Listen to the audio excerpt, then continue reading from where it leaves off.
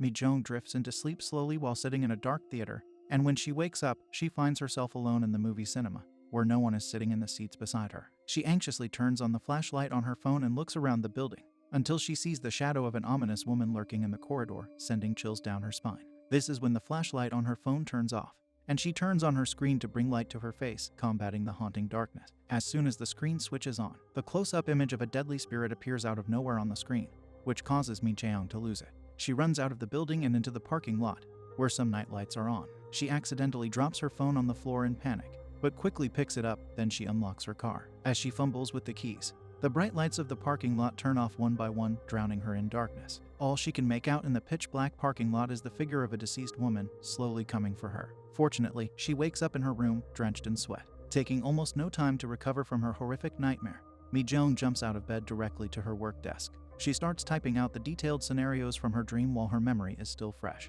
The contents on her desk show how much of an extreme horror fan she is, and these fictional events from her dreams are serving as an inspiration for her to come up with her own script for a horror movie. This is why she spends the majority of her time watching classic horror flicks alone in her room. At her next meeting with her colleague, she is pressured to come up with a horror story idea and dig deeper into the theater story. She asks for 2 weeks' time and gets it, but with criticism of being unprofessional and a warning that failure to turn in a complete story within this time frame would end her budding career. She later meets up with her friend, Jun Seo, to get some feedback on her stories, but he doesn't really find any of them interesting. He tells her about the rumor that one of his associates made such a scary movie that half of the audience ran out of the theater during the screening at a film festival. One of them even got a heart attack. The student who made the movie was later investigated, and he claimed that this movie was made by a ghost. While Jun Seo doesn't know of the filmmaker in question directly, he does tell her how to find this person at Daejeon University. Taking note of all the details Mi-jung could find on this guy in her notebook, she arrives at Daejeon University via bus. She looks around the campus and is peeking into an empty office when a woman of mature age addresses her,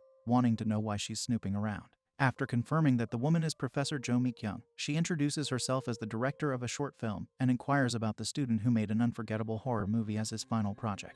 Mi-jung tries to jog the professor's memory, but she can't understand who Mi-jung wants to find, possibly because of the limited information she has about this mystery student.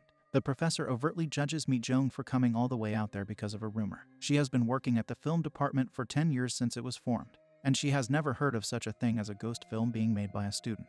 Mi-jung finds herself in a dilemma now after hitting an end on her wild goose chase. This also means that the impending end to her career is fast approaching. She is drinking by herself in a bar when she observes a bunch of film students chatting at a table nearby. Approaching them reveals that they are in fact Daejeon University students. She gets them drunk and tricks them into spilling scary stories about their university. One of the students, Sung-tae, begins narrating the story about an empty abandoned theater near their campus, where an actress named Sunmi was burned during the shooting of a film and became a ghost. The next student, Youngmin, takes over and brings up the story Mi-jung had been investigating, confirming that this happened 10 years ago. He confirms what Mi-jung already knows about the story, and adds more context by recalling that the crew of that film was waiting to shoot in the abandoned theater mentioned earlier, until a ghost appeared and snapped their arms, twisted their necks, and eliminated them. This ghost is rumored to be the tortured and damned soul of Sunmi. Sung-tae adds that the ghost asked the filmmaker about what type of film he wanted to make, so he responded by saying he wanted to make the scariest film ever. Then, this film called Warning was accepted at the Bucheon Fantastic Film Festival. Now that she knows more, Mi-jung does proper research and plans her next move. Glancing at her locked bathroom door brings back a memory of her locking herself up in the bathroom years ago, while a man's voice kept demanding her to open up. Eventually, she resorted to and she still has the marks to show for it to this day. The next morning, she sets out on the journey to discover more about the film Warning, starting at the place where it was first screened. She senses that the worker at the office also recognizes the film somehow. They find the file of the cancelled movie together, but they don't have access to archived files, so he steps out of the office to call his boss. His boss reportedly warns him about the film and is curious to know where his employee's friend got to know about it. By the time that man comes back to his office, Mi-jung has already escaped after illegally copying the file for herself. Mi-jung returns home and plugs in her flash drive, getting a first look at this movie she has been so crazy about all this time. The video is 1 minute and a few seconds long, which means that it is just a clip instead of the whole feature film. The clip shows footage of a camera exploring a dark and abandoned room, with only one stream of light from a flashlight as the only source of visibility. The video then proceeds to show a faint shadow, after which some crew members unexpectedly perish out of nowhere. This deeply unsettles, but equally intrigues Mi-jung. She searches for any contact info linked to the film. This leads her to discover the name of the student who submitted this film, called Kim Jae-hyun. She immediately contacts his cell but doesn't get a response. Then, she moves on to email, sending the clip out to multiple people, hoping someone else might be able to help her find out more. It's almost midnight, and she is still scouring the internet, going through all the comments bad-mouthing how sick and corrupt the clip is. The next day, she is in a coffee shop and she keeps on pressing the refresh button from time to time, in hopes of making some progress in her unusual investigation. She gets an anonymous call from an unknown man, ordering her to delete the posted video immediately. When she demands to know who the caller is, he confesses that he is Kim Jae-hyun himself. She expresses her deep curiosity about this film, but he's adamant on making her delete the post. She maintains her composure and agrees to delete the post, on the condition that he meets her. Mi-jung quickly grabs her bag and rushes out, heading to another cafe. She's going to meet the man who holds the key to her fresh career as a horror movie director. After waiting by herself in a booth for a while, a stranger who she presumes to be Kim Jae-hyun sits down opposite of her. She can't help but feel empathetic towards him, seeing his deteriorated state. He smokes a cigarette he can barely hold with his own hands, and snaps at her to delete the post since her condition has been met. He keeps smoking while she pulls out her phone and shows it to him to prove that she has held her end of the bargain. She has some questions in mind, but Kim Jae-hyun advises her to follow her religion thoroughly, instead of pursuing this cursed film. He is about to leave when she blackmails him about posting the clip again. He erratically grabs her by the collar and lists down all her personal details in a threatening manner, demanding for her not to poke her nose into matters that don't concern her. As soon as he walks out of the cafe, she follows him into an alley and inside a dimly lit, crimson-tinted house. There, she finds almost melted red candles on the sink, along with multiple crosses hung loosely from the ceiling. She further explores the house, entering a room where Kim Jae-hyun has hung multiple violent drawings of a malevolent entity on the wall. Mi-jung is smart enough to take pictures of all the spooky sights in this lair-like room. She then stumbles upon a door that has been secured shut with a lock and chain. She turns her phone's flashlight on to inspect it closely, and then it unlocks on its own. With her heart thumping loudly, she opens the closet to find a pile of clothes inside and unravels them to find an empty box. Snooping around some more leads to her discovering a tape containing the full movie, warning, inside a bag. Meanwhile, Kim Jae-hyun has been walking around the house with a lantern in hand, reprimanding himself for unleashing a curse on the world. He doesn't want all of the chaos to repeat itself, seeing as people are trying to freshen his wounds again. He regrets his decision about not burning all the evidence in the first place while drinking. Furthermore, he is unaware that Mi-jung is hiding right under his bed with his most coveted possession in hand.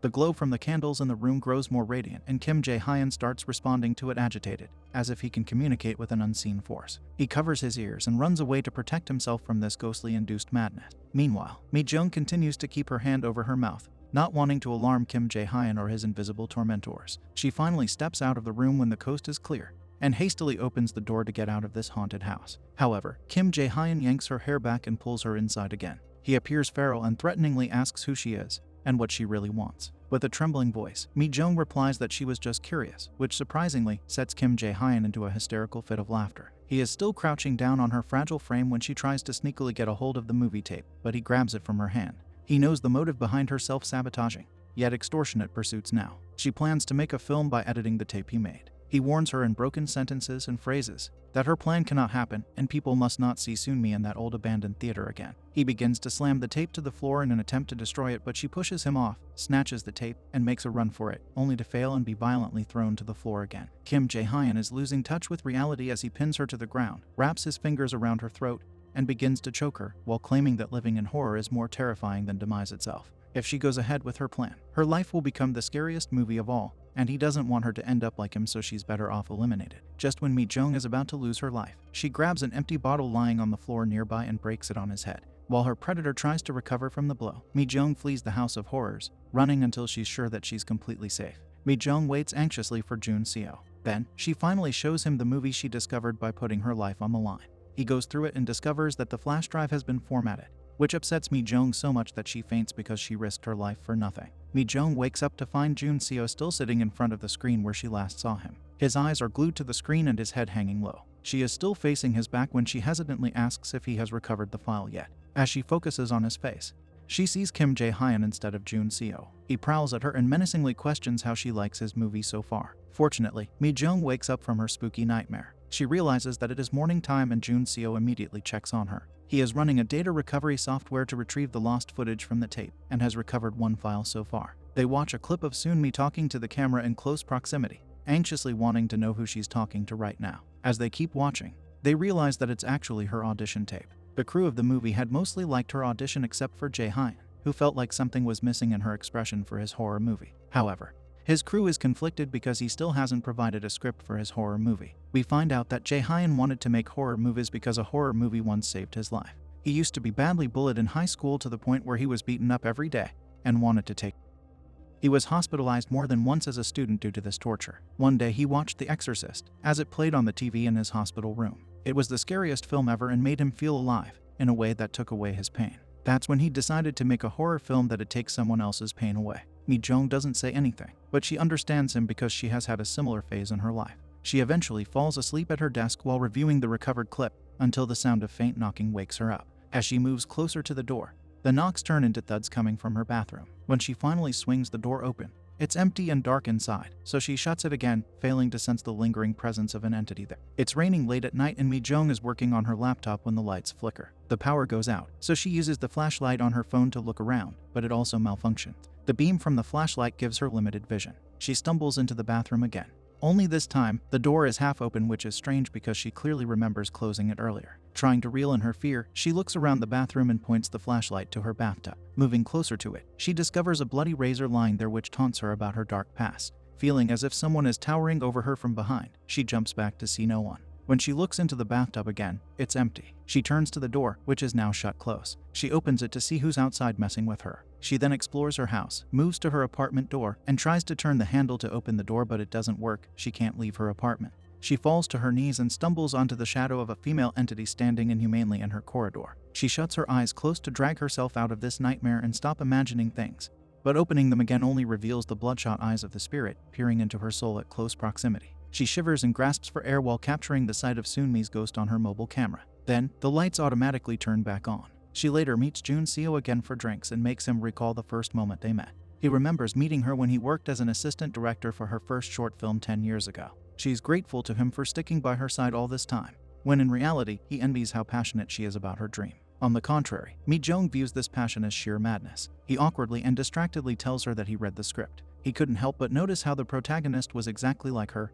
and her friend was exactly like him, which brings a smile to Mi-jung's face, although she still points out that it's just a work of fiction. However, he's still disturbed by what happens to the director and her friend in the end, but Mi-jung maintains that the ending of a horror movie must be grotesque, instead of a happy one. More files are retrieved from the original horror movie, which shows Jae-hyun and his crew scouting the abandoned theater as their location for shooting and imagining how perfectly creepy it will look at night. Jae-hyun's plan was to shoot a found footage style movie, where a group of college students lure their friend into a haunted spot, intending to record him freaking out. It was very likely that his crew members had to act in the movie too, and he'd joked around by scaring them a little. They were in the auditorium when a picture fell off a wall and broke. It had a photograph of Sunmi and the crew of Warning, a movie that was cancelled in 1980 due to an unfortunate accident. Jae-hyun had deviated from the rest of the group because he wanted to explore. He came to a cell in the basement where the old shooting equipment from Sunmi's time was still there, covered in cobwebs. He had witnessed a shadow on a wall and had talked to her, mumbling that he wanted to make the world's scariest film. Mi-jung doesn't understand who he's talking to as she views the footage. However, she sees that Jae-hyun rushed out of the basement after that interaction, and he seemed petrified. Since then, Jae-hyun had been distant from his group, insisting that he needed to make preparations. His crew members shared their apprehensions about the place, as some were concerned about it being haunted by the burned actress Sunmi. Meanwhile, others couldn't bear their dust allergies acting up. Mi-jung rewinds the footage multiple times and connects the dots from the past events that have been happening to her. She reaches a conclusion that the ghost of Sunmi is the main key to this story. She drives out to the theater to get to the bottom of the matter herself while Jun Seo visits her apartment in her absence. He plays the movie called Warning, and realizes that what they were perceiving to be the behind-the-scenes footage is the actual horror movie, which means that all the crew members on the screen probably met terrible fates. In the footage, Jae-hyun hadn't reached the venue yet when the DP had provided flares to the crew members in case of an emergency in the dark. Jae-hyun had suspiciously gone out to get some exterior shots of the place, while assuring his crew that the actress would be there soon. He stopped answering their calls after a while, and the DP was about to step out to get some air when the lights flickered. Jae-hyun hid under the auditorium seats and watched as the lights went out and his crew panicked in the pitch black. One of the crew members, Young Min, was looking for a flashlight when his mumbles turned into gut-wrenching screams along with a demonic roar. Hwang Bi turned on his flare to illuminate the room. The floor was stained by fresh blood, as if their friend's body was dragged out of there by a vicious predator. Jae-hyun had run out of the auditorium at that point. Mi-jung arrives at the theater and steps into the hall that Jae-hyun had dashed out back then. She goes to the same cell downstairs, where Hwang Bi had found Young Min convulsing and slamming the wall. He had begged for help but dropped lifeless, and Hwang Bi now turned to face the spot where Mi-jung is standing on right now, the same spot where Sunmi had unleashed onto him. Mi Jong witnesses his grisly demise, as Soon-mi had taken over him, impaling himself with a rusty pipe. Mi Jong feels sick to her stomach and steps out into the open space of the stage, where she watches Jisoo staring at a screen, showing how Soon-mi perished. She was shooting a scene of when a fire broke out on set and everyone ran off, abandoning her. The chair under her feet had dropped, and the noose around her neck had tightened for real, while smoke from the fire surrounded her. Soon-mi's spirit eliminated Jisoo after that. Mi Jong runs out of the theater and into the hallway, where she runs into Jae-hyun holding a lantern. He confidently states that she can't fool him, because he knows that she's Soon-mi. He slaps her and ties her to a chair in the same cell in the basement because he can no longer live in fear of her. Mi Jong argues that she's human and empathizes with him, since she knows the real reason behind his crew's demise. She promises that she'll tell everyone the truth, and they can just leave this hellhole together. He laughs at her assumption that he's innocent, because he knows she is aware of the whole story. In reality, he had returned to the theater the next morning, and edited the footage he found from the tapes, making his crew's tragic demise look like a movie, and screened it in theaters. Mi Jong calls him insane when he drenches on the ground in gasoline. He then ignites a lighter, planning to set everything on fire. However, the flame of the lighter and the lantern are quickly extinguished. Suddenly, Soon-mi appears and snuffs the life out of Jae-hyun, using a chain noose. Mi Jong records this on her phone, and he points out that she's just as insane as him. Mi Jong continues filming, while Soon-mi attacks her. Eventually, she eliminates the ghost with a flare. Everyone applauds her at the screening of her movie Warning, which includes the demise of everyone she knew, including Jun Seo, who had gone to the theater to help her, only to be recorded being slaughtered.